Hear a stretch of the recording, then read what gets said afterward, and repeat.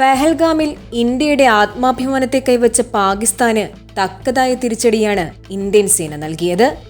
നിരപരാധികളായ 28 പേരെ കൊലപ്പെടുത്തിയ പാകിസ്ഥാൻ തീവ്രവാദികൾക്ക് അവർ ചിന്തിക്കുന്നതിലും അപ്പുറത്തെ തിരിച്ചടിയാണ് ഇന്ത്യൻ സേന നൽകിയത്. എന്തിനേറെ പറയുന്നു, പാകിസ്ഥാന്റെ തലസ്ഥാനമായ ഇസ്ലാമാബാദിൽ വരെ ഇന്ത്യൻ മിസൈലുകൾ കടന്നു ചെന്നു.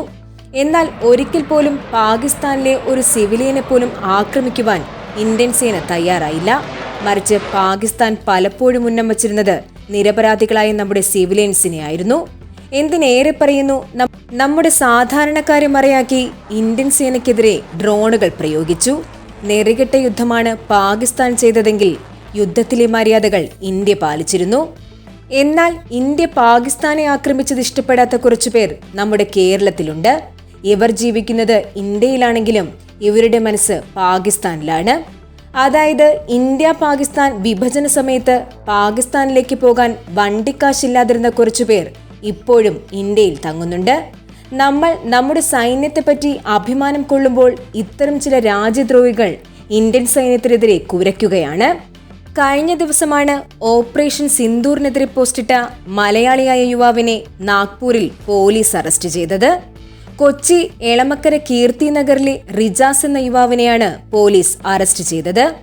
നമ്മുടെ രാജ്യം ഏറ്റവും നിർണായകമായ ഘട്ടത്തിലൂടെ കടന്നുപോയപ്പോൾ നമ്മുടെ സൈന്യത്തെ അപമാനിക്കുന്ന രീതിയിലുള്ള പോസ്റ്റുകളിട്ട് രാജ്യദ്രോഹം ചെയ്യുന്നവർക്ക് കൃത്യമായ ശിക്ഷ തന്നെ ലഭിക്കണം. ഇന്നലെ മഹാരാഷ്ട്ര ATS കൊച്ചിയിലുള്ള റിജാസിന്റെ വീട്ടിലെത്തി വീട്ടുകാരുടെ മൊഴിയെടുത്തിരുന്നു. ഒരു സുഹൃത്തിനോടൊപ്പമാണ് റിജാസിനെ നാഗ്പൂരിൽ നിന്നും അറസ്റ്റ് ചെയ്തത്. എന്നാൽ സുഹൃത്തിനെ പിന്നീട് വിട്ടയച്ചിരുന്നു. മഹാരാഷ്ട്രയിലെ ATS സംഘം, പോലീസ് ഉദ്യോഗസ്ഥർ, IB ഉദ്യോഗസ്ഥരടങ്ങുന്ന സംഘമാണ് റിജാസിന്റെ വീട്ടിൽ ഇന്നലെ രാത്രി എത്തി പരിശോധനകൾ നടത്തിയത്. ഇവർ പ്രധാനമായും പരിശോധിക്കുന്നത് എന്തെന്നാൽ റിജാസിന് മറ്റെന്തെങ്കിലും തീവ്രവാദ സംഘടനകളുമായി ബന്ധമുണ്ടോ എന്നാണ്. റിജാസ് ഇപ്പോൾ പോലീസ് കസ്റ്റഡിയിലാണ്.